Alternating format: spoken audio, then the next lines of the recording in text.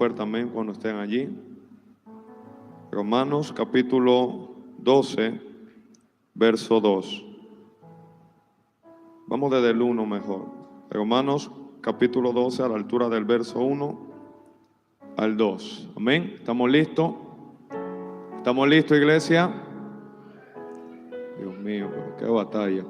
Pregunto, ¿estamos listos? Ok, se oye mejor. Gracias. Leemos jugando al Padre, al Hijo, al Espíritu Santo de Dios. Así que, hermanos, os ruego por la misericordia de Dios que presentéis vuestros cuerpos en sacrificio vivo, santo, agradable a Dios, que es vuestro culto racional. No os conforméis a este siglo, sino transformaos por medio de la renovación de vuestro entendimiento, para que comprobéis cuál sea la buena voluntad de Dios, agradable y perfecta. Aplauda al Señor y ayúdenme a orar para que su palabra nos hable y Dios nos bendiga. Amado Dios, te damos gracias, bendecimos tu santo, glorioso y poderoso nombre, Señor, en esta tarde. Nos presentamos una vez más delante de ti, orando, Padre, para que nos des sabiduría en el nombre de Jesús. Esa sabiduría que viene de lo alto, esa sabiduría espiritual, oh Dios, esa sabiduría oculta que dice el apóstol Pablo que fue reservada para tu iglesia, para tus hijos, para los creyentes, Dios. Ilumínanos, Señor, en esta hermosa tarde, en el nombre de Jesús. Llévate toda carga que pueda, Señor, impedir que podamos ascender a tu presencia. Y danos tu carga, que es ligera y fácil de llevar. Tu palabra dice: venid a mí, todos los que estéis cargados y trabajados, y yo os haré descansar. Oramos, Padre, para que nos dé ese descanso, para que tu palabra salga con autoridad, con poder, con denuedo, con revelación, con luz, oh Dios. Que tu palabra pueda quebrantar, romper, oh Dios, todo lo que no venga de ti, oh Dios. Que sea tu palabra a través de la unción de tu Espíritu, formando nuestras vidas, transformándonos a la imagen de tu Hijo Jesucristo. En el nombre de Jesús es lo que te pedimos en esta tarde, Señor, que nuestra vida sea levantada, sea edificada, sea alineada, Señor, nuestra voluntad a tu perfecta voluntad. Ayúdanos, Señor, a renovarnos, a llegar a ese nivel de transformación, que podamos comprobar la voluntad que viene de ti, oh Dios. Quita toda distracción, disipa todo lo que pueda impedir que tu palabra germine y florezca en nuestra vida. Te lo pedimos en el nombre de Jesús. Que venga tu reino en esta tarde sobre nuestras vidas, sobre cada uno de los que van a escuchar esta palabra. Prepara el terreno de nuestra mente, de nuestro corazón, de nuestra alma, de nuestro espíritu, para que tu palabra sea próspera en nuestras vidas, Señor. En el nombre de Jesús te lo pedimos, y que se haga tu voluntad en nuestras vidas, como es hecha en el cielo. Ese clamor de esta iglesia y de tus hijos en este lugar, en el nombre poderoso de Jesús. Amén, amén y amén. Aplauda al Señor una vez más. A su nombre. Aleluya. Dios es bueno. Dijo David: hubiera yo desmayado si no creyese que vería la bondad de Jehová en la tierra de los vivientes. Quiero ministrar en esta tarde bajo el tema: una iglesia gobernada por la palabra. Repito de nuevo, voy a ministrar bajo el tema: una iglesia gobernada por la palabra. Dígale eso al que le quede cerca, dile: necesitamos una iglesia que sea gobernada por la palabra.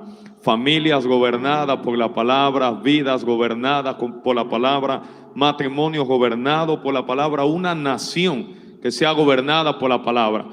Salomón escribió en el libro de Proverbios y dijo estas palabras: cuando el impío gobierna, el pueblo gime, pero cuando gobiernan los justos, el pueblo se alegra. La clave de la alegría de un pueblo está en la palabra de Dios, en la voluntad de Dios, en la dirección que Dios tiene para cada persona.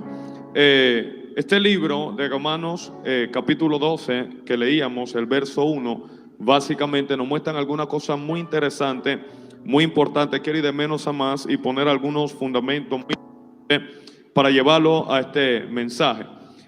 Pablo empieza hablando y dice: así que, hermanos, pareciera ser que Pablo le está hablando a cristianos, le está hablando a creyentes. a gente que conocen de Dios, porque utiliza la expresión hermanos, ¿verdad? Y nosotros entendemos por las escrituras de que nosotros como creyentes somos una familia espiritual. Por ejemplo, quiero que vean algo rapidito y luego volvemos a Romanos capítulo 12. En el libro de Gálatas, en el capítulo 6, aproximadamente en el versículo 9 y 10, ponme un momentito. Ahí nos damos de cuenta, y he explicado muchas veces dentro de un contexto, cerrando la puerta de atrás para que no se malentienda. Familia, nuestra familia no la hace nuestra sangre. La sangre nos hace pariente. La familia lo construye principios de lealtad, de transparencia, de honestidad, de compromiso, de responsabilidad y sobre todo donde la voluntad de Dios esté establecida. Pablo utiliza la palabra y dice: no nos cansemos pues de hacer el bien, porque a su tiempo segaremos si no desmayamos. Verso 10. Así que según tengamos oportunidad, hagamos bien a quienes, grítelo fuerte, a quienes, a todos, no a lo que a nosotros nos guste, no a lo que queremos, a todos debemos hacer el bien. Aun aquellos que en un momento dado nos pueden hacer el mal, dígale eso al que le quede cerca, aprenda a hacerle bien a todos. Eso implica aquellos que te pueden hacer mal. Si usted paga con la misma moneda, usted no está actuando de acuerdo a los principios de la palabra, ¿verdad? La Biblia dice de que Dios hace salir el sol sobre justos e injustos, sobre buenos y malos. Dios no hace acepción de personas. Así que Pablo nos está entregando una llave. Mientras tengamos oportunidad, hagamos bien a quienes, a todos, y mayormente a los de la familia de la fe. Entonces Pablo nos está explicando en este texto, volvemos a Romanos capítulo 12, de que estar en la fe, cada uno de nosotros que estamos aquí somos familia. No somos hermanos meramente, no somos una comunidad solamente religiosa que invoca el nombre de Cristo, que adora a Dios, que viene a darle culto a Dios. Somos familia. De hecho, Cristo, no tengo el tiempo de llegar allá porque no quiero ser extenso, pero Jesús en una ocasión, dice la Biblia que estaba reunido predicando la palabra de Dios con sus discípulos, y estaba la multitud escuchando el mensaje de Jesús. Y dice que se acercaron algunos de la casa de Jesús, de María, y le dijeron: tu padre, tu madre y tus hermanos te están buscando. ¿Han leído eso, verdad? Y Jesús le dice: mi padre, mi madre, mi hermano y mi hermana son estos los que hacen la voluntad del Padre. Jesús supo clasificar. No me malentiendan, no le estoy diciendo a nadie acá, porque las palabras son bien dichas, pero en un momento mal interpretadas, que usted tiene que alejarse de sus parientes. Te estoy diciendo la importancia que debes de saber y entender de la persona que Dios ha puesto en tu camino para transitar una vida o un camino espiritual. No son simplemente desconocidos, son parte de la familia de fe que Dios te ha puesto para llevarte a la voluntad de Dios y al destino que Él tiene para ti. ¿Se entiende lo que estoy diciendo acá? Así que, volviendo a Romanos capítulo 12, verso 1, Pablo le está hablando a los creyentes, a la iglesia, a sus hermanos. Él le dice: os ruego por la misericordia de Dios que presentéis vuestro cuerpo en sacrificio vivo. Y él está en la mente de Pablo hay una imagen que es los animales que se sacrificaban en el Antiguo Testamento. Todos los animales en el Antiguo Testamento se sacrificaban, o su ofrenda era cuando ellos eran matados o cuando morían. ¿Se entiende lo que estoy diciendo? Hasta que el animal no era muerto y su sangre no salía, la sangre del animal era derramada, la ofrenda no era aceptada por Dios, porque el animal tenía que morir, la sangre del animal tenía que ser derramada, ya que habían algunos principios de remisión, de redención, de salvificación o salvación, que era: sin derramamiento de sangre no hay remisión de pecado. Así que se tomaba un animal, tenía que ser perfecto, tenía que ser el primogénito, se llevaba al tabernáculo, precisamente al lugar santo, en ocasiones una vez al año, al lugar santísimo, donde entraba el sumo sacerdote con una serie de campanitas en los pies que hacían unos sonidos. Era una vestidura específica, se llevaba a ese lugar, se degollaba el animal, la sangre llenaba todo el altar, y cuando la sangre salía, el animal moría, entonces Dios recibía el sacrificio. Era una ofrenda agradable, era una ofrenda aceptable delante de Dios. Ese olor llegaba como olor fragante delante de la presencia de Dios. Ahora, lo diferente y lo que me llama la atención es que en el Nuevo Testamento la esencia sigue siendo la misma. Dios nunca ha cambiado en esencia. Quizás Dios cambia en forma, pero no en esencia. Esencias, digan conmigo, esencias, formas. Dígalo una vez más: esencia, forma. Por ejemplo, le he explicado en el Antiguo Testamento, la forma de la esencia para acercarse a Dios era a través de sacrificios. Digan conmigo, sacrificio. Nadie podía llegar delante de Dios sin un sacrificio. Es decir, la comodidad no era aceptada por Dios. Dios no aceptaba lo que el hombre quería darle. Se recuerda de Caín y Abel. Dice que Abel trajo del animal, el primogénito de los animales, el perfecto, lo primero. Era un sacrificio para Abel, lo que él estaba ofreciendo a Dios, porque Abel era pastor de ovejas. Era tomar el primer animal que él tenía, el más gordo, el más hermoso, el primogénito, el perfecto, y dárselo a Dios. No era cosa sencilla, pero era lo que a Dios le agradaba, porque Dios se agrada de los sacrificios. Voy a repetirlo de nuevo. Sé que estamos en una cultura que no nos gusta pagar ningún tipo de precio. Queremos las bendiciones de Dios gratis. Queremos la gloria de Dios gratis. Queremos el éxito sin un proceso. Queremos la gloria sin una historia. Queremos la promesa de Dios sin el desierto. Dios no lo hace así. Dios se agrada y Dios le encanta los sacrificios. David dijo: no le voy a dar nada a Dios que no me cueste. Lo he explicado infinidad de veces y no me molesto a repetirlo. Si a usted no le cuesta venir a la iglesia, Dios no está recibiendo tu llegada a este lugar. Si a ti no te cuesta levantar la mano, adorar y alabar a Dios, tu alabanza y tu adoración no significa nada para Dios. Si a ti no te cuesta despojarte de ciertas cosas para dársela a Dios, no significa nada delante de Dios. A su nombre. Dios se agrada de los sacrificios. La Biblia dice, en contraste a Abel, que Caín trajo del fruto de la tierra. La traducción hebrea literal dice que Caín trajo cualquier cosa. Porque la revelación o el concepto que usted o yo tengamos de Dios será el nivel de alabanza, de adoración, de servicio y de ofrenda que le vamos a dar a Dios. Si usted cree que Dios es grande y Él es merecedor de todo lo bueno, entonces usted le va a dar todo lo bueno a Dios. Pero si usted cree que Dios no es grande y Dios es pequeño, usted le va a dar cualquier cosa. Entonces Caín le trajo un fruto de la tierra. Dios no lo recibió porque Dios se agrada, dígalo de nuevo conmigo, de los sacrificios. Dígalo fuerte, Dios se agrada de los sacrificios. Así que Pablo nos está diciendo: así pues os ruego por la misericordia de Dios que presentéis vuestro cuerpo en sacrificio vivo. Nadie en el antiguo pacto se podía acercar a Dios si no era a través de sacrificio. Ese era en el antiguo pacto, Antiguo Testamento, bajo la ley. Pero en el Nuevo Testamento ocurre igual. Nadie hoy en día, desde la muerte de Cristo hasta la segunda venida de Cristo, nos acercamos a Dios sino a través del sacrificio. Pastor, que usted me está diciendo que yo tengo que tomar un animal y matarlo y derramar sangre para que Dios me reciba. No, ahora la esencia es sacrificio. Antiguo, Nuevo Testamento. Nadie puede llegar delante de Dios sin sacrificio. Un sacrificio es algo que te tiene que costar. Ahora, lo que cambia es que la forma del sacrificio en el Antiguo Testamento eran animales. La forma del sacrificio en el Nuevo Pacto es la persona de Cristo. No me están entendiendo todavía acá. Ahora ya Cristo hizo el sacrificio. Ya Él dio su ofrenda al dar su vida por cada uno de nosotros en la cruz del Calvario. Pero no queda ahí. Estamos en un evangelio de gracia que no nos ha costado nada, pero a alguien le costó. Y Pablo está diciendo: cuando vengan a la casa de Dios, presenten vuestro cuerpo. El animal se presentaba muerto, pero ahora el creyente se presenta vivo delante de Dios para hacer esa ofrenda, sacrificar para un Dios glorioso, grande y santo. ¿Qué está diciendo Pablo? Este es el culto racional. El culto no es el que a nosotros nos gusta. ¿Qué te pareció el culto?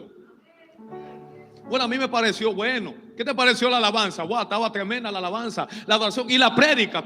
¿Qué te pareció la prédica? ¿Te gustó? Sí, me gustó, estaba buena. Bueno, a mí no me gustó, a mí no me pareció. El culto no es lo que a nosotros nos parece.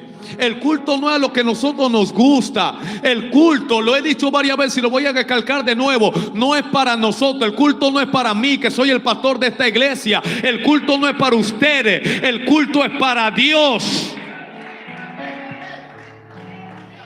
Y cada vez que venga a la casa de Dios y te cueste, está dándole tu mejor ofrenda a Dios. Tu ofrenda es cuando le sirves a Dios a través de un sacrificio. Tu ofrenda es cuando adoras en medio de tus peores momentos. Tu mejor alabanza es cuando estás muriendo, cuando no quieres abrir la boca, pero entiendes que hay que darle gloria y honra a Dios, sin importar lo que pueda estar viviendo, sin importar cómo me pueda sentir ahora, sin importar si perdí el trabajo. Alguien que entiende la adoración sabe que la verdadera adoración es sacrificio. Grite conmigo: sacrificio. Entonces el sacrificio ahora es vivo. Dios dice: ven vivo al culto. Pero cuando llegues al culto vivo es para que mueras ahora. Tu muerte es en el culto, en la iglesia. Cuando la iglesia perdió esta idea y este diseño, nos convertimos en una iglesia atractiva. Empezamos a condicionar el mensaje a la gente porque queremos que el mensaje suene bonito al oído de quienes nos escuchan. Queremos agradar a los hombres, pero dejamos de agradar a Dios. El culto es lo que te cuesta. No siempre va a ser fácil levantar la mano, adorar a Dios, alabar a Dios, servir a Dios, predicar la palabra, venir a la iglesia, escuchar un mensaje. Hay cosas que te van a costar, pero es Dios matándote para recibir la ofrenda en sacrificio para Él. Alguien que diga: una iglesia gobernada por la palabra. Eso es lo que Pablo nos está enseñando a través del Espíritu Santo. El culto es sacrificio. Quiero que me ponga, si puede, la traducción Dios habla hoy, del mismo texto, verso 1. ¿Me está siguiendo la iglesia? ¿Cuál es el tema de esta tarde? Una iglesia gobernada por la palabra. Es lo que necesitamos. Hoy en día lo que está gobernando la iglesia son ideas, son filosofías, son conceptos de vida, son experiencias, son emociones, sentimientos. Cuando el pueblo es gobernado por la palabra, entonces nos alineamos a la voluntad de Dios. Y cuando nos alineamos a la voluntad de Dios, que es lo que él va a explicar en el verso 2, entonces podemos comprobar las bendiciones que el Padre tiene para nuestra vida. Por tanto, hermanos, os ruego por la misericordia de Dios que os presentéis. Diga conmigo: presentéis. Mire, déjeme explicarle esto. Pablo no está diciendo: a ti nadie tiene que presentarte delante de Dios. Usted tiene que presentarse voluntariamente como esa ofrenda sacrificial a Dios. Es decir, tu culto no depende del que está al lado tuyo. Tu servicio no depende del que está delante o atrás de ti. Tu adoración no depende del que está cantando en el altar. Tu celebración no depende del pastor. Usted tiene que aprender a presentarse delante de Dios. Usted no vino a presentarse delante de mí. Usted no vino a presentarse delante del líder. Vino a presentarse delante de Dios. Usted es la ofrenda. Antes de que Dios escuche tus palabras, el primero lee tu corazón. Antes de que reciba tu ofrenda, el primero recibe tu vida. Antes de que él oiga tu prédica, primero va a pensar las intenciones de tu corazón. La mayor ofrenda somos nosotros. Vuelvo de nuevo haciendo un paréntesis al tema de Abel. Dice la Biblia que Dios miró a Abel y ¿qué más? Y a su ofrenda. Es decir, Dios no miró primero la ofrenda de Abel, Dios lo miró a él. Dios primero no mira tu servicio, Dios te ve a ti. Dios, antes de escuchar tu alabanza y tu adoración, primero te está escuchando tu corazón. Antes de Dios recibir tu servicio, está recibiendo las motivaciones por las cuales estás sirviendo. La mayor ofrenda, dígale al que le quede cerca, somos nosotros. Cuando pierdes todo de vista, dejas de prepararte para Dios.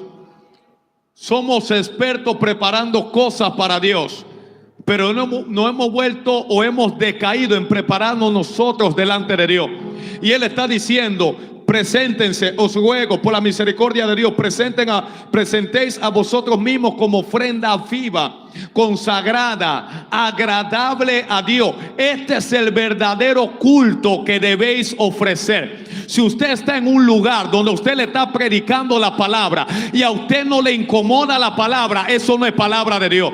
Si usted está en un lugar donde se está adorando a Dios y le emociona la adoración, pero no le quebranta el corazón, todavía usted no ha adorado. El salmista David dijo: la ofrenda de Dios, el sacrificio de Dios es el espíritu quebrantado, el corazón contrito. contritos, tú no los desprecias, Dios. Es fácil adorar, por ejemplo. Es fácil adorar en un ambiente como este. El tipo me está dando piano, el ministro me está dando piano, una atmósfera. Cualquiera puede entonar una canción aquí.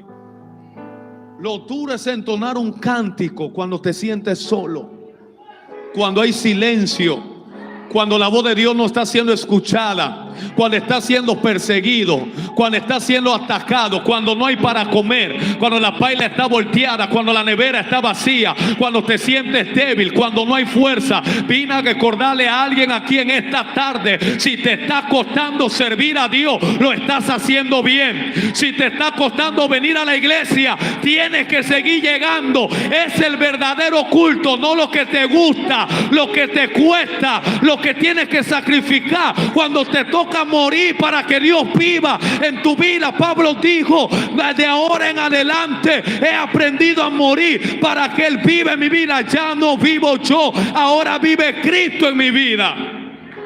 ¿Usted cree que yo como predicador cada vez que vengo al altar tengo deseo de predicar? Hay días que yo no quiero venir a la iglesia, le estoy siendo sincero. Hay días que tú no quieres ni abrir la boca. Hay días que tú no quieres ni siquiera abrir la Biblia. Hay días que tú no quieres que nadie te hable de Dios. Hay días que lo que tú quieres es estar en una cueva encegado. Pero cuando tú entiendes de que este asunto se trata de sacrificio, se trata de negación, ay, alguien adore la gloria de Dios conmigo. Jesús dijo: ninguno que quiera ser mi discípulo y no se niega a sí mismo no puede seguirme. Dígale al que le quede cerca: te tiene que costar. Usted quiere la iglesia ideal, búsquela, que hay bastante, al gusto del cliente. Pero cuando usted está en la casa de Dios, te cuesta. David aprendió a agarrarse de los cuernos del altar, porque él entendió que no es fácil estar en el templo. Usted me está entendiendo lo que le estoy diciendo acá. A su nombre. Ese es el verdadero culto que debéis ofrecer. Ese. Si viniste al culto y no te está costando nada. Por eso que nosotros queremos condicionar el culto: 2 horas de culto, 20 minutos de adoración, 20 minutos de alabanza, 45 minutos de prédica y vámonos contentos a la casa. Y le seguimos dando sobra a Dios, pero a César le damos todo. Y a veces nosotros caemos en esa presión, me meto en el paquete, porque la iglesia, la generación, la cultura nos quiere presionar a dejar el verdadero culto a Dios. Y nos adaptamos a la cultura, nos adaptamos al sistema así. Es que el culto no debe ser muy largo, porque la gente se va a incomodar, se va a molestar. Que se incomode y se moleste el que quiera. El que no quiere venir al próximo culto, que no venga tampoco. Aquí no le ponemos hora, tenemos una hora de inicio, pero no una hora de terminar. Aquí terminamos hasta que el Espíritu de Dios diga. A su nombre. A Dios no le podemos poner límite. Usted no se lo pone a usted cuando a usted le gusta algo. ¿Por qué se lo ponemos a Dios? Esa iglesia no será iglesia bíblica. Aunque nos quedemos con pocos, con algunos, no importa. Aquí el culto tiene una hora de inicio, pero no sabemos cuándo terminamos. Y cuándo se acaba el culto. Cuando alguien te pregunta: ¿y a qué hora se acaba el culto? No sé a qué hora se acaba. Se acaba cuando el Espíritu de Dios diga. Porque yo no vine a cumplir un horario. Este no es un trabajo. Esto no es una empresa. Esto no es un empleo que tú entras a las 8 de la mañana y sales a tal hora. No. Aquí tenemos una hora para ofrecer el sacrificio. Pero hasta que Dios no reciba la ofrenda, hasta que la gloria no baje, no me moveré, no me voy de este lugar. Yo quiero ver a Dios, yo quiero sentir a Dios, yo quiero escuchar la voz de Dios. Yo no vine a cumplir con un horario, con un mecanismo humano. Vine a bajar la gloria de papá. Su nombre. ¿Alguien está aquí conmigo? Ven, hijo. Aplaude al Señor en esta tarde.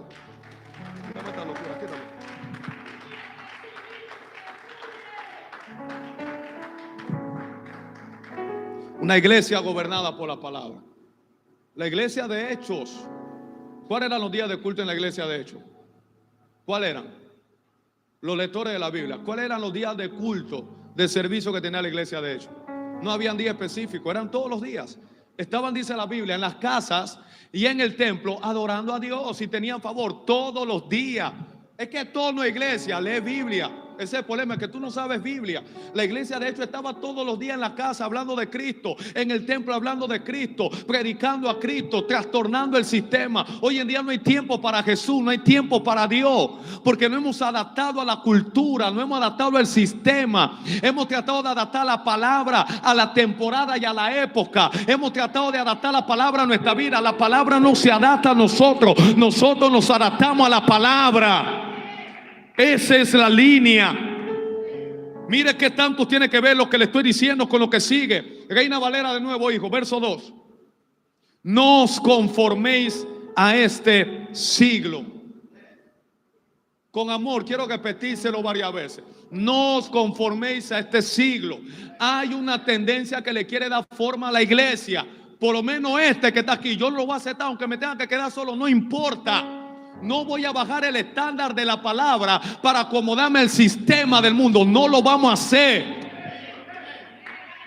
Que se moleste César, Herodes, que ruja el diablo y lo que quieran, el infierno que se incomode. A Dios, a mí me enseñaron que se le da lo mejor. A mí me enseñaron que Dios es todo. Él es el centro de todo. Sin Él no podemos hacer nada. Sin Él nada somos. No os conforméis, no te conformes. Ayúdeme a predicar en esta tarde. Dígale a alguien con amor y respeto. Dile, no te conformes al sistema. ¿A qué no me tengo que conformar? A este siglo, a esta temporada, a este tiempo, a esta cultura. No te conformes. La idea que Pablo tiene cuando está diciendo no te conformes, recuérdense que cuando Pablo describe la armadura del soldado en el libro de Efesios capítulo 6, habla del calzado del evangelio. El calzado del evangelio, una de las cosas que tenía eran sandalias. Esas sandalias tenían como especie de ¿cómo le puedo decir? De cosas afiladas, chuzos afilados abajo, que era totalmente amenazante pelear de esa manera. Él está hablando, pero esas sandalias, aparte de lo que tenían abajo, que eran afiladas, en la parte de abajo, valga la redundancia, era que tenían como una línea de amarres, de cordones, como usan las mujeres hoy en día. Y cuando usted usa ese tipo de sandalia, usted se la quita, ¿qué pasa? Esos cordones le marcan la piel del pie, ¿sí o no? Lo que Pablo está diciendo, cuando te conformas al sistema, el sistema te da forma. Todo a lo cual tú te conformes te va a formar a ti. Y tenemos una iglesia que en lugar de ser formada por la palabra, no está formando el sistema, no está formando la cultura, no está formando la ideología, no está formando la apatía, no está formando la pasividad, no está formando gente que han perdido el primer amor, no están formando gente que no tienen temor de Dios, no están formando gente alejada de la palabra. Yo vine a recordarle a alguien con amor: no te conformes al sistema. Es que nos queremos parecer cada día más al mundo. No, pastor, sí, Jesús iba a la casa de los pecadores, le predicaba, lo convertía y lo traía a él, pero no se quedaba haciendo vida allá. Porque la idea, y la Biblia dice, que ellos se conviertan a ti, no tú a ellos. Voy de nuevo, que ellos se conviertan a ti, no tú a ellos. No te conformes al sistema. ¿Cómo puedo no conformarme al sistema? Pablo nos da la clave a través del Espíritu Santo. Sean transformados. En el momento que la iglesia deja de transformarse, y la idea es de una lombriz bien fea, sin atractivo, sin brillo, que nadie la quiere, que nadie quiere tenerla en su mano, que nadie quiere verla, que nadie quiere dar nada por ella. Pero esa lombriz, cuando empieza a transformarse en mariposa, le empiezan a salir alas, colores. Ya no es blanco y negro, ahora empiezan colores hermosos. Todo el mundo la mira, todo el mundo la quiere. Es lo que está diciendo la palabra. Transfórmate. Deja que la palabra de Dios te transforme. Deja que la palabra de Dios te gobierne. Deja que la palabra de Dios te cambie. Esos amenes tan pobres. No queremos palabra. Una cultura impregnada por ideología, la filosofía. Grecia, Atenas, Aristóteles, Platón, Sócrates, todos esos filósofos. Esos son los pensamientos que los creyentes están viviendo hoy en día, no con los pensamientos de Dios. La Biblia dice que los pensamientos de Dios son más altos que los nuestros, pero no son estos los que nos están rigiendo la vida. Son pensamientos de ideología, filosofía, concepto de vida, humanismo. No es la palabra inspirada de parte de Dios. Pablo le dice: transfórmense. Eso fue lo que le pasó a Pedro cuando la gente lo escuchó. Dijeron, pero estos no son hombres sin letras, sin vulgo. ¿Cómo él sabe tanto? ¿Cómo él puede hablar con ese valor? ¿Sabe qué estaban diciendo? Yo estaba allí cuando él negó a Cristo 3 veces. Este tipo era un cobarde. Este tipo no le gustaba hacer frente. Este tipo era un miedoso. Ahora está parado delante de 3,000 hombres predicándole, diciendo, ustedes que crucificaron a Cristo, Dios le ha hecho Señor y Cristo. Arrepiéntase y bautícese en el nombre de Jesús. ¿De dónde salió la galla? ¿De dónde salió el denuedo? Es que Pedro fue transformado. A su nombre. ¿Cuál es el medio de la transformación? Voy avanzando. ¿Cuál es el medio de la transformación? La renovación de vuestro entendimiento, de nuestra mente. ¿Cómo somos transformados? Renovando nuestra mente. La palabra renovar en un concepto práctico, llano, sencillo, minimalista, se compone del prefijo re, que tiene que ver con hacer algo repetidamente. Tomar algo y hacerlo una costumbre. Tomar algo y crear un hábito de eso. La palabra innovación tiene que ver con algo nuevo. Toma un texto de la Biblia, levántate con la palabra, medita la palabra. Fue lo que Dios le dijo a Josué. Si meditas en el libro de la ley y no te apartas de él ni a derecha ni a izquierda, vas a ser prosperado en todo lo que haga. Nadie te va a poder hacer frente. Estaré contigo todos los días, como estuve con Moisés. En todo lo que emprenda vas a prosperar. La clave no es otra, la palabra. Usted no va a prosperar por ser inteligente. Usted no prospera por sabiduría humana. Usted prospera porque hay una palabra. ¿Dónde está la gente que tiene palabra de Dios acá? Que puede decir, estoy en el desierto, acabo de salir de Egipto. En Egipto tenía cebolla, en Egipto tenía todo, ahora me convertí, estoy en el desierto. Pareciera que no tengo nada, pero tengo noticias, Faraón. Tengo una palabra, hay una promesa. La promesa es la tierra que fluye leche y miel. Y aunque esté caminando por un desierto caliente, esto no es mi final, esto es solamente una transición de Dios. Yo veré la bondad de Jehová en la tierra de los vivientes. ¿Dónde está la gente que carga palabra de Dios acá? A su nombre. Es la palabra lo que cambia. Entonces, renovar tu mente te transforma. ¿Cómo nos renovamos? Haz constantemente, crea hábitos de la palabra de Dios en tu vida. Cuando sientas que no puedes, Filipenses 4:13, todo lo puedo en Cristo, tómalo. Usted no necesita aprenderse toda la Biblia, usted necesita algunas porciones. Son como píldoras, medicinas, cápsulas que te van a ayudar en momentos puntuales. Siento que no voy a poder hacerlo y tomo Filipenses 4:13 todo el día. No quiero más texto, déjame allí nada más. Todo lo puedo en Cristo que me fortalece. Todo lo puedo en Cristo que me fortalece. Todo lo puedo en Cristo que me fortalece. Y mientras lo voy meditando, lo voy repitiendo, lo voy gumiando, me lo voy diciendo, lo voy declarando, el temor sale, la inseguridad se va, la cobardía tiene que ser disipada. Entonces surge la fe de Dios. Si estoy en Cristo y si Él está en mí, yo lo voy a lograr, yo lo voy a alcanzar, no voy a fracasar, tendré victoria. Tomar algo repetidamente. Ejemplo práctico, los que van a un gimnasio, usted no va a tener resultados por ir una semana. Usted tiene que crear hábitos, la constancia de hacer lo mismo una y otra vez. Es lo que va desarrollando músculo, es lo que va dando resultados. El problema es que algunos queremos resultados de hoy para mañana y como no lo vemos, dejamos de hacer lo que sabemos que tenemos que hacer. Otros, cuando vemos los resultados que queremos, ya dejamos de hacer lo que nos dio los resultados que tenemos.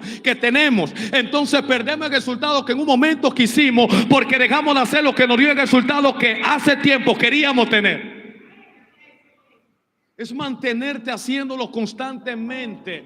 La vida cristiana es una vida rutinaria, aunque le suene aburrido.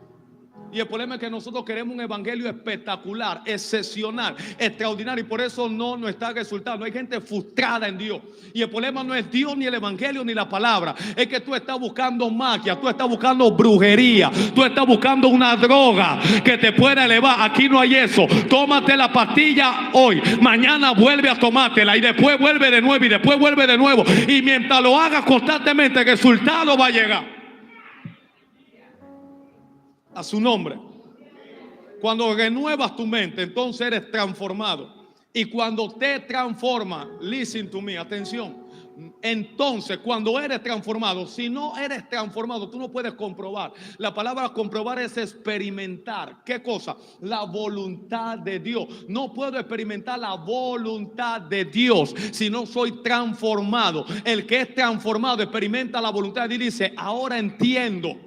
Es como Jesús estando en el monte de Getsemaní. Ese monte, la palabra significa prensa de olivo. En el monte tenía que ser pisada la aceituna para que le saliera aceite. Hay escenarios que están causando dolores, aflicciones, incomodidades en ti, que no lo envió el diablo, lo está utilizando Dios para procesarte, para que puedas experimentar la voluntad de Dios. Es que hay niveles de la voluntad de Dios que no vamos a conocer hasta que seamos exprimidos, hasta que seamos procesados por Dios. Y Jesús dijo, Padre, si es posible, pasa de mí esta copa, esto está difícil, estoy sintiendo la carga, estoy sintiendo el peso, pero ¿sabes qué? Que se haga tu voluntad, no la mía. Cuando eres transformado, experimenta la voluntad de Dios. Entonces dice Isaías, hablando de Cristo, verá el fruto de la aflicción de su alma y quedará satisfecho. Pero antes de esa palabra, usted va a escuchar palabras como esta: despreciada entre los hombres, varón de dolores, como que escondimos de él el rostro. Todo es necesario, todo es importante dentro del proceso. Dios te está formando, procesando para crear en ti lo que Él tiene para tu vida.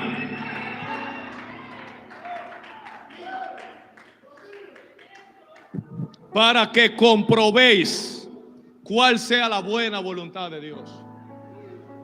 Empieza a comprobar la voluntad de Dios. Tú dices, ay, pero ayer yo estaba llorando por esto, ayer yo me estaba quejando por eso, ayer yo estaba reprendiendo al diablo por esto. Ahora entiendo, wow, Señor, si yo te hubiera pedido que me quitara esta bendita botella de agua, hoy no tuviera lo que tengo, hoy no sintiera lo que siento, hoy no estuviera experimentando lo que estoy experimentando. Gracias por algunas oraciones que yo te hice que no me respondiste. ¿Se imagina Pablo? Dice que había un mensajero de Satanás que lo abofeteaba 3 veces. Y Pablo le oró a Dios 3 veces: quítalo de mí, quítalo de mí, quítalo de mí. Y la misma respuesta fue la misma, una y otra vez: bástate en mi gracia, porque mi poder se perfecciona en tu debilidad. Diga el débil, fuerte soy. Cuando sientas que estás débil, vea la palabra. Ella es medicina para nuestros huesos. Pastor, el médico dijo que no voy a salir de esta. El médico dijo que voy a tener que tomar pastillas de por vida. El médico dijo de que esta enfermedad es incurable. Es que el psicólogo me dijo que este problema de ansiedad no se puede quitar. Tengo que tomar estos medicamentos en la noche para poder dormir. Cuando va la palabra y tomas algunas medicinas del salmista David, te va a encontrar con textos que dice: a su amado dará Dios su sueño, en paz me acostaré y así mismo dormiré, porque solo tú, Jehová, me hace vivir confiado. A su nombre aplaude el Señor en esta tarde. La voluntad de Dios, agradable y perfecta. ¿Cuál es el tema? Una iglesia gobernada por la palabra. El camino del avivamiento es cuando volvemos a las Escrituras. Repito de nuevo, el camino del avivamiento. No, mira, lo que nosotros, perdónenme, estoy hablando por mí, estoy en el paquete, pero lo que nosotros le llamamos avivamiento no es avivamiento. Es emoción, no avivamiento. Cuando hay avivamiento hay vida, y cuando algo tiene vida no vuelve a su estado anterior. No me digas que hay un avivamiento porque te caíste al piso. No es cómo te caes, es cómo te levantas. El avivamiento no es cuando lloras, es qué hace después de secarte las lágrimas. El avivamiento no es cuando los vellos del cuerpo se te erizan. No es cuando tú sientes que te pasa una brisa. Es que tú haces con la brisa después de que ya no la sientes. Porque el justo por la fe vivirá. No es por vista, es por fe. Y si retrocediere, no agradará mi alma. A su nombre. Entonces, todo avivamiento, toda reforma comienza cuando la Escritura vuelve a tomar su lugar. Cuando Dios vuelva a ser el centro. Cuando Dios vuelva a tomar el lugar que le corresponde en el corazón de la humanidad.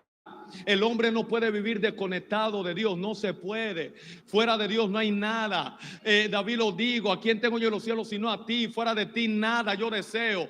Él entendió estas cosas. La clave está en la palabra, la clave está en Dios. La historia bíblica demuestra que cuando la palabra es abandonada, el pueblo se corrompe. Cuando la palabra es abandonada, llega la crisis. Cuando la palabra es abandonada, se pierde la plenitud. Cuando la palabra es abandonada, viene el caos, viene el desastre. Pero cuando la palabra vuelve, vuelve el gozo de Dios. Cuando la palabra vuelve, vuelve la unidad. Cuando la palabra vuelve, vuelve el amor. Cuando la palabra vuelve, se van las diferencias. Cuando la palabra vuelve, Dios vuelve a ser el centro. Cuando la palabra vuelve, hay quebranto, hay humillación. Habrá alguien que alaba a Dios acá conmigo.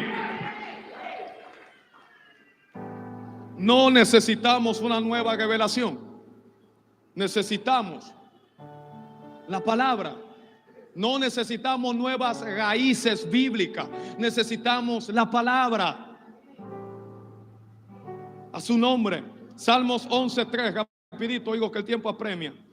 Gracias. Salmos capítulo 11, verso 3. David se hace una pregunta que él está viendo en su generación, está viendo en su contexto. Hay caos cuando David está escribiendo ese salmo. Usted lo lee en la casa después. Y David se pregunta: si fueren destruidos los fundamentos, ¿qué ha de hacer el justo?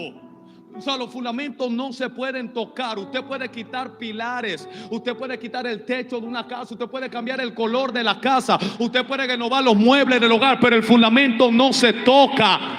Las bases no se mueven. ¿Alguien me está entendiendo acá? Jesús lo enseñó en el Nuevo Testamento. El que oye la palabra y hace la palabra, le compararé a un hombre prudente que edificó su casa sobre la roca. Está hablando de fundamento. Vino lluvia, vino viento, vino tempestad, pero la casa se mantuvo de pie. Hay otro que oye la palabra pero no hace la palabra. Viene lluvia, viene tempestades, viene viento y la golpea. ¿Cuál es la diferencia? No es que hay creyentes que son mejores que otros, no es que hay gente que son más fuertes que otra. Todos somos débiles, todos somos humanos, todos tenemos errores. Nadie aquí es perfecto. La clave es dónde está tu fundamento, dónde está tu base. Si está en la palabra, va a venir de todo y te va a mantener parado. Pero si está en otra cosa, será movido.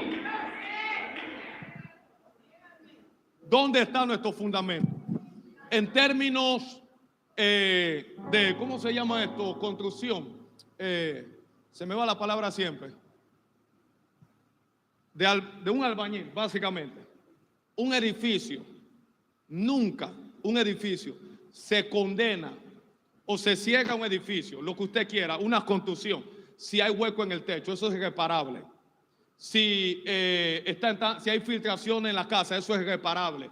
Si los muebles ya no sirven y se están deteriorando, eso es irreparable, se saca y se trae muebles nuevos. Pero cuando el fundamento de un edificio, de una casa, no está firme y hay grietas, las leyes de los que construyen indican de que eso tiene que ser condenado, porque en cualquier momento todo se viene abajo y está en riesgo quienes viven allá adentro. Lo que te estoy diciendo es que el fundamento bíblico no se puede perder. No podemos perder el fundamento. David dice, y es una pregunta, él está viendo una generación que se está alejando de la palabra, como en el tiempo de Elí. Y el problema no es la palabra como tal, la tenemos, pero no estamos haciendo uso de ella, no la estamos practicando, no estamos caminando en ella. Necesitamos una generación como Samuel. Ahí estaba Elí, estaban sus hijos pecando, fornicando, adulterando, pero ahí estaba Samuel atento a la voz de Dios. Alguien que diga: cuando el mundo se olvide de tu ley, de ti me acordaré, la llama encendida mantendré. Alguien que tenga fuego en su corazón por Dios, que diga: habla Jehová, que tu siervo escucha. A su nombre. No necesitamos nuevas revelaciones, no necesitamos nuevas raíces, necesitamos volver a las Escrituras. Todos los avivamientos, yo le invito a estudiar bíblica, históricamente hablando, fueron producto de la palabra. Y de hecho, le di acerca del movimiento de Hechos, capítulo 2. No lo produjo el derramar del Espíritu Santo, porque el Espíritu Santo no cayó sobre todos los que estaban ahí. Pastor, ¿está seguro? La Biblia dice que habían 120 en el aposento. Cuando el espíritu se derrama, cae sobre los 120. Aparte de los 120, hay generaciones, elomitas, los partos de diferentes países. En ellos no. Cuando ellos ven el derramar del espíritu sobre los 120, léalo bien en la casa y se hará de cuenta que no fue sobre todos los que estaban ahí. Fue sobre los 120 que estaban en el aposento orando que cae el espíritu. Los que estaban allá sentados escuchando a los 120, escuchaban el espíritu hablar en su lengua en la cual había nacido, y están atónicos, perplejos. ¿Qué es esto? Estos tipos hablan hebreo y yo hablo portugués. Yo estoy oyendo que están hablando portugués. El otro que hablaba español dice, pero estoy oyendo que está hablando en mi idioma español. El otro que hablaba griego dice, pero estoy escuchando el idioma griego. El que estaba aquí dice, escucho el idioma árabe. ¿Qué es lo que está pasando? Esto no es normal. Y entonces la multitud se pregunta, ¿qué haremos para ser salvos? Porque no hay avivamiento donde no hay salvación. El avivamiento no es cuando hay una sanidad. Avivamiento no es cuando hay un milagro. Avivamiento no es cuando un endemoniado es libre. Eso es glorioso. Pero el avivamiento es cuando hay salvación en el alma de un hombre pecador. Dios puede sanar a alguien de un cáncer y se va al infierno. El milagro más grande que la iglesia no valora es la salvación de un alma. Yo bajo ahorita mismo y yo empiezo a profetizar a alguna persona. Ustedes se admiran de eso, porque eso es lo que le gusta a la gente. Los sensacionalistas. Veo un número este mes, veo esto, todo eso es glorioso. No estoy criticando eso, no saque mi palabra de contexto, por amor a Dios. Me estoy explicando. Pero si yo hago un llamado, termino de predicar, yo hago un llamado, ¿cuánto quieren recibir a Jesús en su corazón? Por decir algo. Eso no se celebra tanto. Eso es normal. ¿Por qué? Porque nos acostumbramos a lo sensacionalista, a lo extravagante, al espectáculo. Muchas veces estamos aquí, Dios está obrando en corazones de gente que muchas veces no están haciendo tanta bulla, tanta algarabía, pero el espíritu se está moviendo, está lleno con visión. Cuando él llegó, por ejemplo, a este servidor, yo no estaba en una iglesia, estaba en mi casa borracho, y él llegó y me cambió. Nadie me hizo una oración de fe. Allá vive un avivamiento que se gestó hace 20 años atrás, y la vida no ha muerto. Esa vida ha crecido, esa vida se ha desarrollado. Usted me está entendiendo lo que le estoy diciendo. No me sanó de una enfermedad porque no la tenía. No salió un demonio de mi cuerpo. No vomité, no me revolqué en el piso. Lloré, le dije, si tú puedes hacer esta porquería algo, hazlo, pero cámbiame la vida. Y han pasado 20 años con errores, cojeando, con defectos, pero estoy de pie porque la palabra, cuando llega al corazón de un hombre, no vuelve a ser el mismo jamás. Saulo no estaba en un culto. Saulo iba camino a Damasco con cartas a perseguir a la iglesia, y el espíritu llegó a través de Cristo, lo tumbó, cayó en tierra, le cambió la vida. Ya no hay avivamiento si no hay palabra. La generación que recibe el derramar, los 120, los que lo están escuchando en su lengua natal, dice, ¿qué haremos para ser salvos? ¿Y qué hace Pedro para que reciban la salvación? ¿Qué hace Pedro? No me malentiendan ahora. No. Escúcheme, varones israelitas, todos ustedes. Sepa pues, oh casa de Israel, que a este Jesús a quien ustedes han crucificado, Dios lo ha hecho Señor y Cristo. Y le empezó a predicar el evangelio desde Moisés, seguido por los profetas. Y dice la gente que mientras escuchaban a Pedro hablar con denuedo, porque era un hombre que no tenía letra ni vulgo, y ahora están viendo letra, vulgo, toda sabiduría. Dice que el corazón le fueron compungidos. Y dijeron, ¿qué haremos para ser salvos? La palabra compungido ahí, estúdiela. Es la misma que se utiliza en Hebreos 4:12, cuando el escritor de Hebreos, que algunos dicen que fue Pablo, otros dicen que fue Santiago, otros dicen que fue Pedro. Anyway, yo no sé, yo callo porque la Biblia no habla abiertamente acerca de eso. Lo importante no es quién escribió el libro, lo importante es que el libro tiene un contenido de vida, de poder, hay esencia. Y dice el escritor de Hebreos, la palabra de Dios es viva y eficaz, más cortante que toda espada de filo. Esa palabra compungir habla de una espada que cortó a quienes estaban escuchando a Pedro predicarle la palabra. Es lo que te decía inicialmente. Si tú vienes a la iglesia y tú te sientes cómodo, tú no estás en un culto. El culto no es comodidad, el culto es incomodidad. De hecho, en términos extra iglesias, en términos extra religiosos, se enseña que el crecimiento y el avance no es contraproducente con la comodidad. Una persona que está cómoda como está, con lo que tiene, en el lugar donde está, no puede ver más allá de lo que Dios quiere. Y es lo mismo que pasa en la iglesia. Dios tiene que incomodarte. El culto es sacrificio, que era lo que decía en Romanos capítulo 2 verso 1. Cuando a ti te cuesta servir a Dios, estás haciéndolo bien. Al diablo que se lo lleve el diablo con ese evangelio barato de Poppy. Todos me abrazan. No. Jesús dijo, si a mí me odiaron, ¿cuántos más ustedes? Entonces, hay que soportar, hablaba el viernes, por causa de la palabra, su nombre. En Segunda de Reyes, no vamos a ir allá, nótenlo nada más, capítulo 22, verso 8 al 13, me quedan 10 minutos. Se levantó una reforma y un avivamiento increíble con un hombre llamado Josías, de 8 años de edad. Dice que por décadas estaba el templo, estaba la sinagoga, había reyes que se levantaban, tantas cosas estaban sucediendo. La gente iba a la iglesia, pero no estaba la ley de Dios. Y mientras están ahora reformando todo, encontraron el libro de la ley de Dios. Y lo primero que hace Josías es pregunta acerca de su generación: ¿qué dice el libro de nosotros? Y dice que Josías empezó a quitar los adivinos, los encantadores, los agoreros y todos los dioses de acera que había levantado de Baal, y empezó a limpiar el templo, a limpiar la casa de Dios. Es más, hicieron un pacto y dijeron: quien no busque a Jehová Dios muere irremisiblemente. Josías era tan extremista, es que se comprometió tanto con esto que Josías dijo: no importa quién sea, que muera. Y dice la historia, si usted léalo en casa, que la madre de Josías la encontraron con ídolo y Josías la mandó a matar. Porque la clave es cualquiera que no busque a Jehová Dios con todo el corazón y se vuelva de sus ídolos, que muera. Queremos una generación limpia. 1, 2, 3. Por ahí le voy a hablar una predica que tengo. La iglesia de Cristo es una iglesia rejuvenecida y elegante. ¿De dónde usted saca eso, pastor? Pablo dice que él viene por una iglesia sin mancha, no hay arruga en la cara de la iglesia, rejuvenecida. Ella no tiene tratamiento, no se pone cosas que para la pata de gallina, nada de eso, pero es una iglesia rejuvenecida y es elegante su vestidura, que no tiene mancha. Esa es la iglesia por la cual Cristo viene. No perfecta, pero una iglesia elegante, una iglesia que modela a Jesús. Pero ¿por qué no oigo amén? Le estoy hablando una herejía acá. Bueno, Dios te va a dar una casa. El amén le gritó por dentro, aunque no lo dijeron por fuera, le gritó por dentro. Ese es el evangelio que la gente quiere. A su nombre. Cuando el libro fue encontrado, el avivamiento volvió, la reforma volvió. Hoy muchos conocen videos cristianos, libros cristianos, predicadores favoritos, redes sociales, opiniones teológicas, tantas cosas, pero conocen poco la escritura. La iglesia no se construye sobre experiencia, sino sobre la verdad de la palabra de Dios. Anote lo que le voy a decir, que voy avanzando. Lo que ocupa el centro de nuestras vidas determina la dirección de la misma.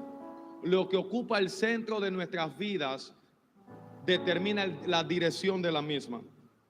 Santiago 1:22. Segundo principio, rapidito. La palabra no fue dada solo para informar, sino para transformar.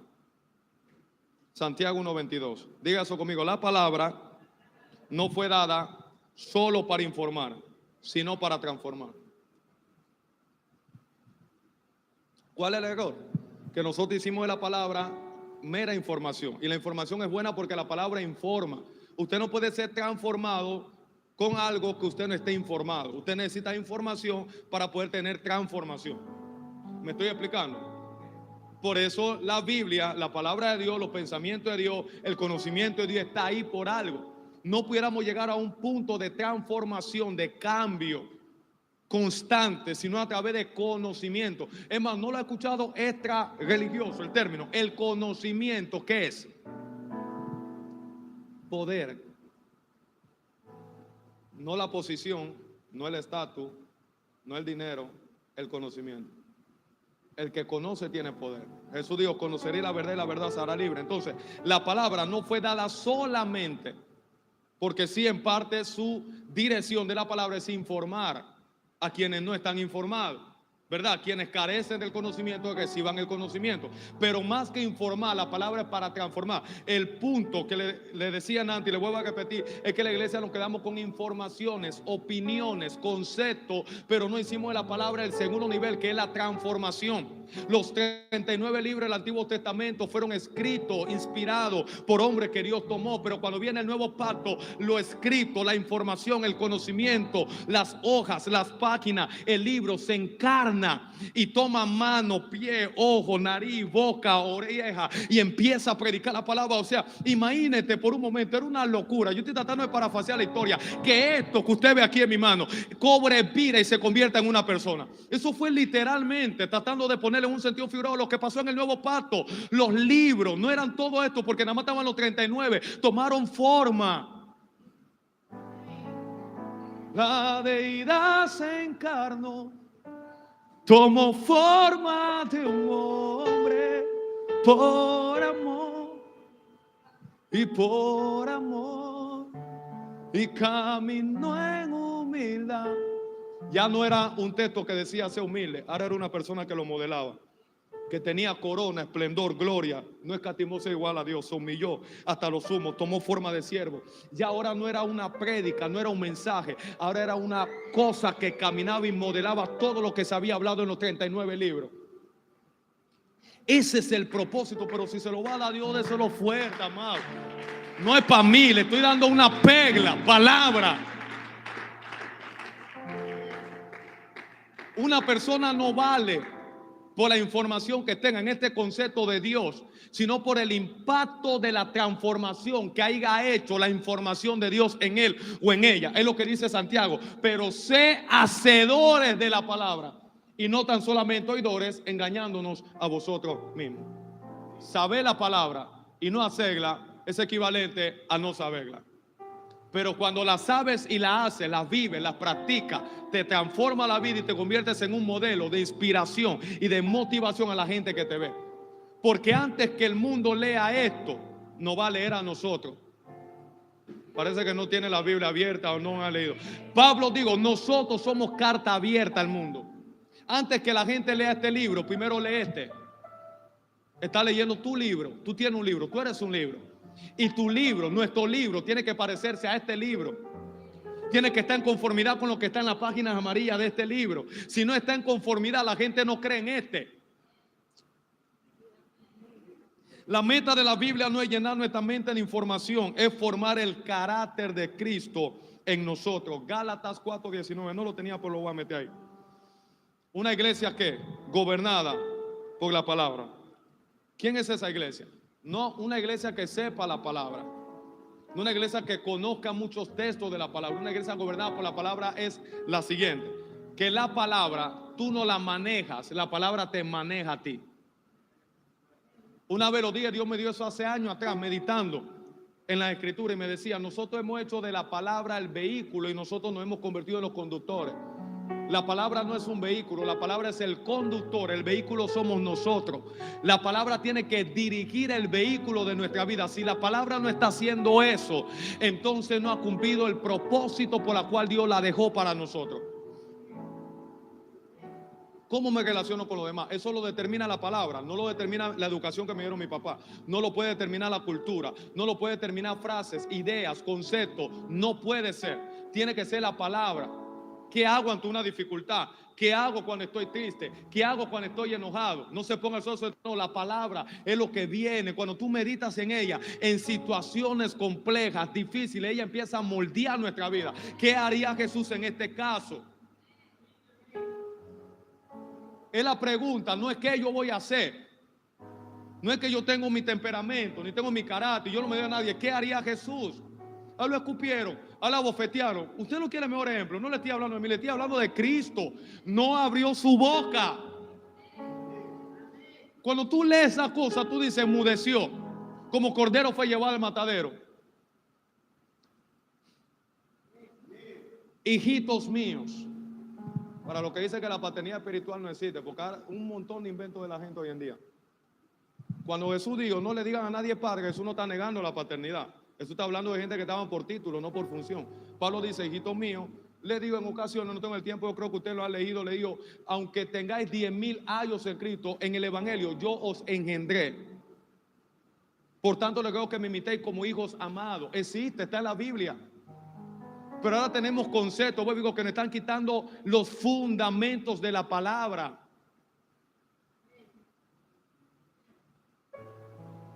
¿Están aquí conmigo? Hijito mío, por quienes vuelva a sufrir dolores de parto. ¿Cuál era la edad de Pablo? Hasta que Cristo sea formado en nosotros. Muchos hoy conocen versículos, pocos permiten que los versículos los gobiernen. La palabra no es para informar nada más, es para transformarnos, gobernarnos, direccionarnos, guiarnos. La palabra debe gobernar nuestros pensamientos, emociones, relaciones, decisiones, matrimonio, ministerio, economía. Cada decisión tiene que estar basada en la palabra de Dios. No en lo que yo crea que yo puedo hacer, en lo que yo crea que yo puedo decir. Si usted me pregunta, pastor, ¿usted tenía en mente predicar esto? No, pero es la palabra la que debe determinar qué yo hablo, qué yo digo, qué yo pienso, qué puedo sentir. Hay sentimientos que vienen a nosotros que nosotros sabemos que no son de Dios. E inmediatamente viene la palabra y te alinea, te dice, no, eso no. Por lo demás, amado, en esto pensar todo lo bueno, todo lo amable, todo lo que es de buen nombre. Y hay pensamientos que están creando ansiedad, estrés en tu vida. Tú dices, eso no es de Dios. Tú lo puedes discernir porque hay palabras que te están informando, pero esa información es para transformar el estado mental, emocional, la condición de nuestra vida, para llevarnos a una posición alineada donde podamos estar experimentando la voluntad de Dios. A su nombre. 3, rapidito. 3 minutos. Una generación transformada resiste el engaño. Una generación transformada resiste el engaño. Eso sería 2 de Timoteo capítulo 4, verso 3 al 4 que leímos el viernes. No vamos a entrar allá. Pero una generación, vuelvo y digo, transformada resiste el engaño. Ahí está la iglesia de Berea, escudriñaban día tras día las escrituras para ver si lo que él hablaban era cierto. Algo que quiero que vea aquí, una generación con comezón de oír, basado en este pasaje, siempre producirá maestros que rasquen sus oídos. Cuando hay una generación que tiene comezón de oír, va a producir maestros que rasquen sus oídos. Pero una generación hambrienta de Dios buscará predicadores que abran la Biblia. Repito, una generación hambrienta de Dios buscará predicadores que abran la Biblia. El mayor ataque de Satanás nunca va a ser ni a tu salud, ni a tu finanza, ni a tu matrimonio, ni a tu familia. El ataque del diablo es a la palabra. Si él logra quitar la palabra de tu corazón, te ganó la batalla. ¿Cuál fue la tentación a Adán y a Eva? No era por el huerto que ellos tenían. Wow, mire qué huerto más importante, démelo. No, a mí no me interesa tu huerto. No me interesa tu cultivo, no me interesa tu semilla, no me interesan los árboles que hay aquí. Yo nada más quiero es sembrarte una duda de lo que ya Dios te dijo. Y toma la palabra que Dios le dio a Adán y que se la transfirió a Eva y crea duda y confusión en Eva para quitarle la palabra. El primer ataque del diablo para robarte la palabra es sembrar duda y confusión en ti.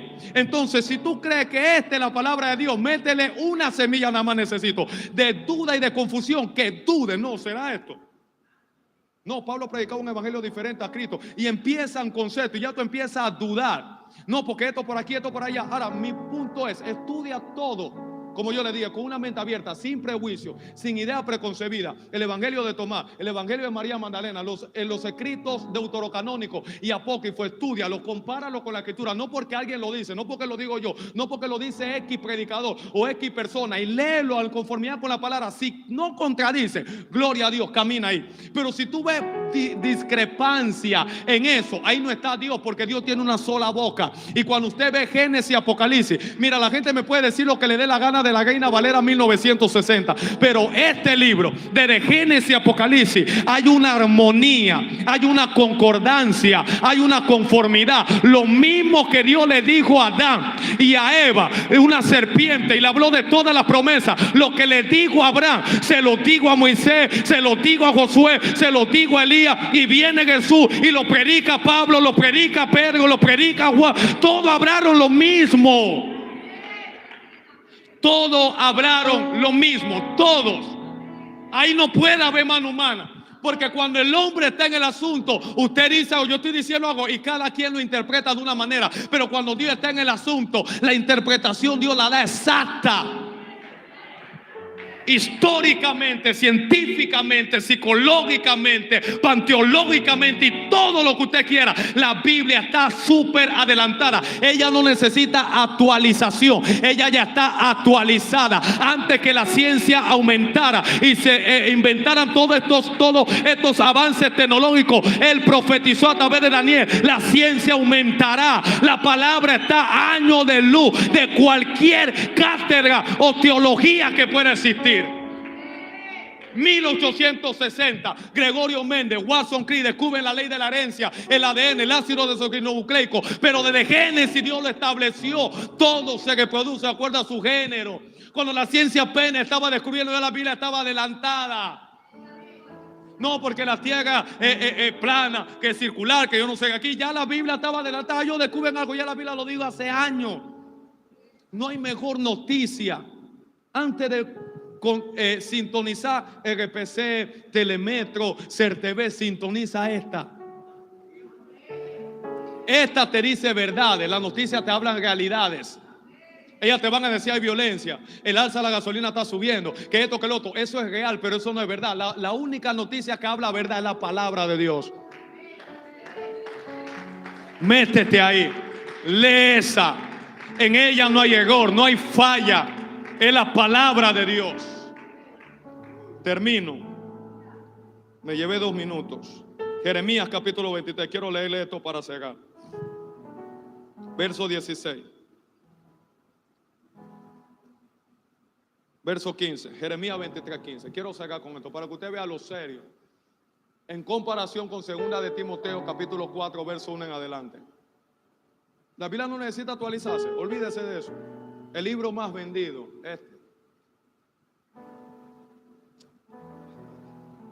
el más atacado, también ese. ¿Cuántas religiones hay alrededor del mundo entero? Millones. Y la única que está en el centro de ataque constantemente, ¿cuál es? Usted no ve a nadie hablando de los mormones. Esos ataques usted no lo ve en las redes sociales. Los testigos de Jehová. Los católicos no se le atacan tampoco. ¿No le parece extraño? Yo no quiero que medite. El sistema te quita la capacidad de pensar. Yo quiero que tú pienses. A los judíos no se le ataca tanto. Los ateos, a ninguna de estas religiones. La que está en el centro de todo ataque es la iglesia cristiana evangélica. Hay mente oscura atrás y nosotros estamos en el juego. No, porque mira lo que el pastor dijo. No, porque el pastor cayó. No, porque la pastora cayó. No, porque aquí, allá. Y la gente está en eso. Y entonces el diablo nos alquila nuestra bendita lengua para seguir maldiciendo nuestra propia entidad y organización. Me han mandado un montón de videos. Pastor, ¿qué usted dice de eso? Mira lo que está pasando en las redes sociales. ¿Qué tú quieres que yo vaya a decir? Si está mal, a ti no te voy a decir que está mal porque tú no eres de este bando. O sea, yo nunca he visto a los calor hablar con un badá, decirle: no, pero ¿qué te parece lo que el calor está haciendo acá? Siendo badá. Yo no veo eso. Tú eres cristiano. No importa qué pastor diga una herejía o una vagabazada. Cállate la boca. Lo que quieren es destruir el bendito evangelio y tú te estás prestando para eso. No me va a escuchar aquí el altar atacar a nadie. No es mi trabajo. Háganlo ustedes. No es mi trabajo. Predica la palabra, predica el evangelio, predica la escritura, abre bendito libro, ciega cualquier otro. Hoy en día estamos vendiendo más libros. No, yo tengo un libro escrito. Ok, ¿quiénes quieren comprarlo? Y eso es lo que se promociona. Venda más Biblia. Que hoy en día la gente lee más libros de autores humanos que son hombres y mujeres de Dios que se respetan. Y yo lo leo también, pero no pueden sustituir la lectura de la palabra.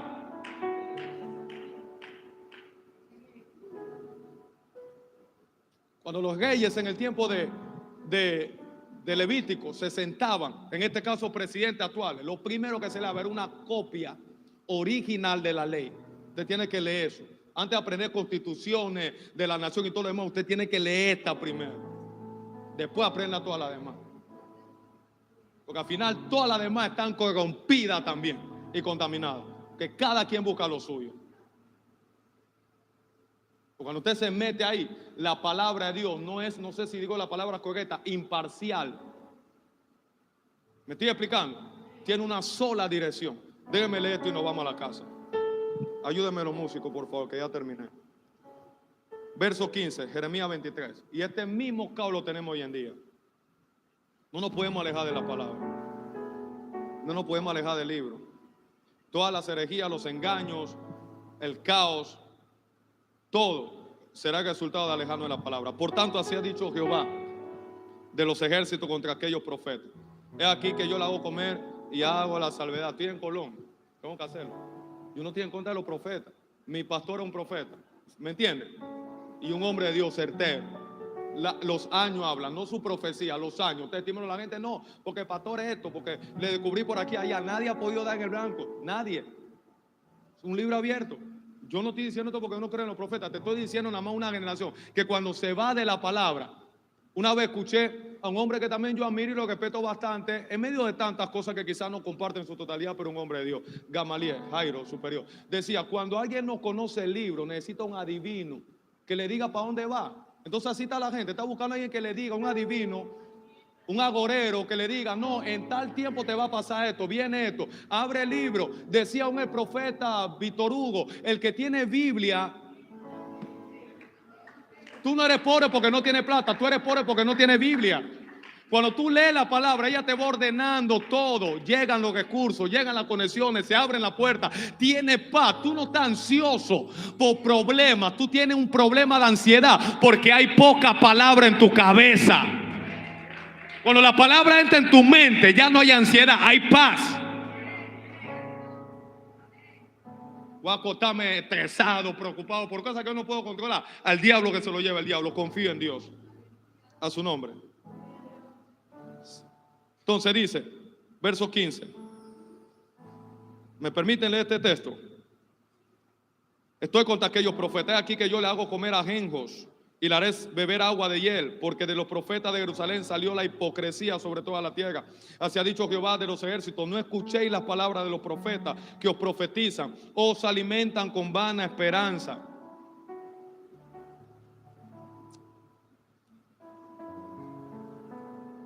Mira, si usted quiere algunos conceptos para predicar y ser efectivo y jalar masa, yo le puedo dar algunos de esos, porque nosotros sabemos cómo emocionar a la gente, pero hay que soltar las emociones y hablar la palabra. Eso es fácil. Se sabe cómo emocionar a la gente, cómo sacarlo amén, el aplauso, cómo sacarle el dinero también. Eso es fácil, pero hay que hablar la palabra. Entonces, ¿cuál era el problema? Hablaban vana esperanza, hablan visión de su propio corazón, no de la boca de Jehová. No todo el que dice que tiene una visión vino de Dios. Hablaban de su propio corazón, no de la boca de Jehová. Verso 17, dicen atrevidamente a los que me irritan. Jehová dijo, paz tendréis. A cualquiera que ande hasta la obstinación de su corazón dice, no vendrá mal sobre vosotros. Justamente en esta generación no hay pecado, el pecado es cultural, que esto, que lo otro, cada quien tiene su verdad, depende de quién la diga. Todos esos conceptos, humanismo, filosofía, psicología se está metiendo y nosotros no nos damos cuenta porque nos estamos alejando del libro. El libro sigue cegado. Hasta que alguien lo abra, como Martín Lutero, después de escuchar que la gente podía pagar indulgencia. Si un familiar tuyo se murió, tú pagabas cierta cantidad de dinero y tú sacabas el alma del infierno y le llevabas a un punto intermedio con respeto llamado de purgatorio, y el alma empezaba a ser purgada y todo un poquito más de ofrenda y el alma terminaba de ser purgada hasta que iba a la presencia, a la gloria eterna con Dios. Hasta que Martín Lutero abrió el libro por sí mismo y dijo, no es así. Y se enriquecían vendiendo cosas. Hasta que alguien abrió el libro y dijo, no es así. Entonces hay gente que estaban irritando a Dios. Y tenemos profetas que le dicen, no, tú estás bien, paz. Cualquiera que está, no va a venir mal sobre vosotros. Porque ¿quién estuvo en el secreto de Jehová? Que ahí es donde empieza el problema. Y vio y oyó su palabra. ¿Quién estuvo atento a su palabra y lo oyó? El problema es que ya no hay secreto. Ya la iglesia perdió el secreto. Ya no pasamos tiempo con Dios. O sea, yo estoy en el paquete porque yo he caído en eso. Nos enfocamos en tantas cosas, nos ocupamos en tantas cosas que ya no hay un espacio para Dios. Y el que le damos a Dios es el que nos queda ahí. Hay una sobrita ahí. No, porque el punto es que yo no soy religioso. Y todas estas cosas nos van alejando de la palabra. O sea, nosotros miramos la iglesia de hecho. Mira la iglesia de hecho. No quiere ver la iglesia de hecho, mira a Cristo. Mira la forma de caminar de Cristo. No me crea a mí. Eran gente que tenían devoción, pasión por Dios, pasión por la oración. Y la fama de Jesús crecía, pero Jesús apartaba lugares desiertos y oraba. No estaban enfocados en eso, en resultados. Estaban enfocados en buscar a Dios, en la voluntad de Dios. No le importaba padecer. Lo apedrearon y dice que se sintieron gozosos de ser tenidos por digno de los padecimientos de Cristo. ¿Por qué tenemos tanta gente? Y es solamente un espejo para que podamos hacer una evaluación, no es un señalamiento. Entiéndase, por amor a Dios, que Dios le dé la interpretación del corazón, de la intención y la motivación de este corazón que le habla. Pero ¿por qué hay tanta apostasía y desertaciones? ¿Por qué la gente se aparta de la iglesia? No, el problema no es lo que pasa en la iglesia, porque Jesús nunca nos prometió una iglesia perfecta. Y si te vas y tú pones una, también va a haber problemas, donde quiera. El tema es que no hay fundamento y palabra para poder, ¿cómo le puedo decir? Gestionar estas cosas que tenemos que pasar. Pedro y Pablo tuvieron una confrontación también, o no lo ven en la escritura. Pero había fundamentos que lo unían y continuaban hacia adelante. Verso 21, no envié yo a aquellos profetas. Lo mismo, pero ellos corrían. Gente que Dios no la envía, pero van corriendo. Yo no le hablé, ellos profetizaban. Gente que Dios le da palabra y tú no quieres ni hablar. Y otros que Dios no le da y están apurados a decir algo. Jeremías, Dios le ponía palabra en la boca y Jeremías no quería hablarlo. Es él que está hablando. Mira, hay que coger dos cosas. Ya yo terminé, le tiran algunos puntos acá. O somos populares o somos fieles y obedientes a Dios. Pero no se puede las dos al mismo tiempo. No se puede. Si ellos hubieran estado en mi secreto, 22, habrían hecho oír mis palabras a mi pueblo y lo habrían hecho volver de su mal camino y de la maldad de su obra. Soy yo Dios de cerca solamente, dice Jehová, y no Dios desde muy lejos. Si ocultara a alguno, dice Jehová, en escondrijos que yo no lo vea, no lleno yo, dice Jehová, el cielo y la tierra. Yo he oído lo que aquellos profetas dijeron, profetizando mentira en mi nombre, diciendo, soñé, soñé. Y no todo lo que tú sueñas es palabra de Dios. Cuando tu mente está consumida por un pensamiento, hay un deseo en tu corazón, tú te puedes acostar con ese deseo y lo vas a soñar. Y no significa que es Dios que te está hablando. Porque esa es parte del sistema humano. Lo que tú piensas, lo que se apodera de tu emoción, de tu sentimiento, tú lo vas a soñar. Acuéstate con un problema y lo vas a soñar. ¿No le ha pasado? ¿Hasta cuándo estará esto en el corazón de los profetas que profetizan mentira y que profetizan el engaño de su corazón? No piensan cómo hacen que mi pueblo se olvide de mi nombre. Con sus sueños cada uno cuenta a su compañero, al modo que sus padres se volvieron de mi nombre por Baal. El profeta que tuviera un sueño cuenta el sueño, y aquel a quien fuere mi palabra cuente mi palabra verdadera. Mire la separación que hace. ¿Qué tiene que ver la paja con el trigo? La paja es el sueño, el trigo es la palabra.